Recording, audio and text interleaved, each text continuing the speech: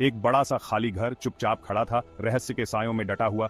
एक अनमोल पुश्तैनी चीज, दिल के आकार का रूबी हार, गायब हो गया था। लेडी रेजिना पॉकेट चिंता से सिकन भरे चेहरे के साथ मशहूर डिटेक्टिव जेमसन जिम थॉमसन का स्वागत करती हैं।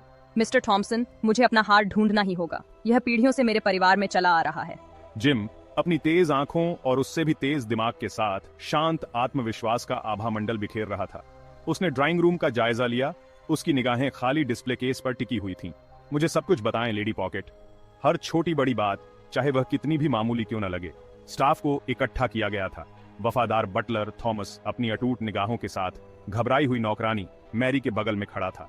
एम्मा, लेडी रेजिना की भतीजी, अपने रूमाल से खेल रही थी। उसकी आंखें नीची थीं। हर कोई एक संदिग्ध, हर कोई अपनी विनम्र मुस्कान के पीछे राज छुपाए हुए था। जैसे जैसे जिम ने गहराई से पड़ताल की, उसने महसूस किया कि साजिश की गांठ उसके पेट में कस रही है।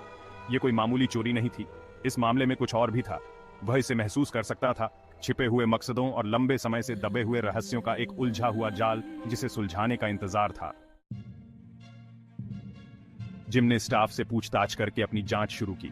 मैरी, नौकरानी, ने अपना सिर हिलाया। उसकी आंखों में आंसू भर आए। मैं कभी भी लेडी पॉकेट के विश्वास को धोखा नहीं दूंगी। उसकी एलिबाई सही निकली। थॉमस ने उसके चेहरे पर भावहीनता के साथ लेडी पॉकेट के प्रति अटूट निष्ठा के साथ हर सवाल का जवाब दिया। लेकिन जिम ने उसके आचरण में थोड़ी झिझक देखी, बेचैनी का एक क्षण भंगुर क्षण, जिसने उसकी रुचि को और बढ़ा दिया। मैंने हमेशा पूरी निष्ठा के साथ लेडी पॉकेट की सेवा की है। हालांकि एम्मा एक पहेली थी। उसकी घबराहट बहुत ज्यादा लग रही थी। जब जिम ने अपनी मौसी के साथ उसके रिश्ते के बारे में पूछा तो उसकी निगाह दरवाजे पर गई और उसने मामूली अनबन के बारे में बड़बड़ाया। ओह, बस मामूली अनबन, कुछ भी गंभीर नहीं। उस दिन बाद में डिस्प्ले केस की जांच करते समय जिम को एक खोज हुई। कपड़े का एक छोटा सा फटा हुआ टुकड़ा किनारे पर फंस गया था। यह गहरे नीले रंग का था, लगभग काला, और ऐसा लग रहा था जैसे यह किसी महंगे सूट से आया हो। जिम की आंखें सिकुड़ गईं। यह एक अहम सुराग था। जांच जारी रही। जिम को पता चला कि लेडी रेजिना के दिवंगत पति का एक बिजनेस प्रतिद्वंद्वी था, जेम्स नाम का एक क्रूर व्यापारी। उसके पास मकसद था, लेकिन क्या उसके पास मौका था? एक शाम जिम ने देखा कि थॉमस और एम्मा चिमनी के पास फुसफुसाते हुए बातचीत में लगे हुए थे। उनके चेहरे चिंता से सिकुड़े हुए थे और उनके शब्द बमुश्किल सुनाई दे रहे थे। जिम के मन में आया कि वे कुछ छिपा रहे हैं। उसने चुपके से थॉमस का पीछा करने का फैसला किया। बटलर उसे एस्टेट की पुरानी लाइब्रेरी में ले गया, जो भूली हुई किताबों और भूले हुए रहस्यों से भरा धूल भरा अड्डा था। जैसे ही जिम साये से देख रहा था, थॉमस ऊपर की शेल्फ पर रखी एक खास किताब के लिए पहुंचा, लेकिन उसे बाहर निकालने के बजाय उसने उसे दबाया, जिससे एक छिपा हुआ तंत्र सक्रिय हो गया। बुक शेल्फ का एक भाग खुल गया, जिसमें एक छोटी बंद तिजोरी दिखाई दे रही थी।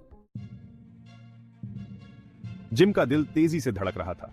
यह वही मौका था जिसका वह इंतजार कर रहा था। उसने देखा कि थॉमस ने सावधानी से तिजोरी खोली और एक छोटा मखमली थैली निकाली। फिर वह लाइब्रेरी से बाहर निकल गया, थैली को मजबूती से पकड़ते हुए। जिम ने थॉमस के कोने के पीछे गायब होने का इंतजार किया, फिर लाइब्रेरी में प्रवेश किया। उसने किताबों की शेल्फ का निरीक्षण किया और जल्दी से तिजोरी का तंत्र समझ लिया। तिजोरी के अंदर उसे एक पत्र मिला, जो समय के साथ फीका पड़ चुका था। सुंदर हस्तलिपि को पहचानना मुश्किल नहीं था। यह लेडी रेजिना के दिवंगत पति का था। पत्र में एक छुपे हुए सत्य का जिक्र था, एक ऐसा रहस्य जो उसे सताता रहा था। इसमें रूबी नेकलेस और एक लंबे समय से खोए हुए भाई का जिक्र था, जिसे धोखा दिया गया और भुला दिया गया। क्या थॉमस वही भाई हो सकता है जिसका जिक्र पत्र में था? और क्या चोरी इस लंबे समय से दफन परिवार के रहस्य से जुड़ी थी? पहेली के टुकड़े अब जगह पर आ रहे थे। जिम ने थॉमस का सामना किया, उसे सबूत और पत्र दिखाते हुए। बटलर के चेहरे का रंग उड़ गया और उसके कंधे झुक गए। हाँ, मैं वास्तव में लेडी रेजिना का लंबे समय से खोया हुआ भाई हूँ। मैं वर्षों से परिवार से अलग रहा हूँ, जबकि मेरी बहन ने विलासिता में जीवन जिया। उसने स्वीकार किया कि उसने हार लिया था, लेकिन लालच के लिए नहीं। उसे अपनी बीमार बेटी की मदद के लिए धन की सख्त जरूरत थी और उसे लगा कि हार उसके सही का है। उसने योजना बनाई थी कि अपनी बेटी के ठीक होते ही हार को वापस कर देगा। जिम ध्यान से सुन रहा था, उसका दिमाग तेजी से दौड़ रहा था। थॉमस की कहानी प्रभावशाली थी, लेकिन कुछ बात समझ में नहीं आ रही थी। 20 साल बाद हार क्यों चुराया और इतने लंबे समय तक अपनी पहचान लेडी रेजिना से क्यों छुपाई? जिम ने एम्मा से मिलने का फैसला किया। उसे कंजर्वेटरी में पाया, अपनी मौसी के कीमती ऑर्किड की देखभाल करते हुए। उसकी प्रारंभिक घबराहट अब एक शांत दृढ़ता में बदल गई थी। हाँ, मुझे थॉमस की पहचान के बारे में कुछ समय से पता था। मैंने एक चौंकाने वाली खोज की है।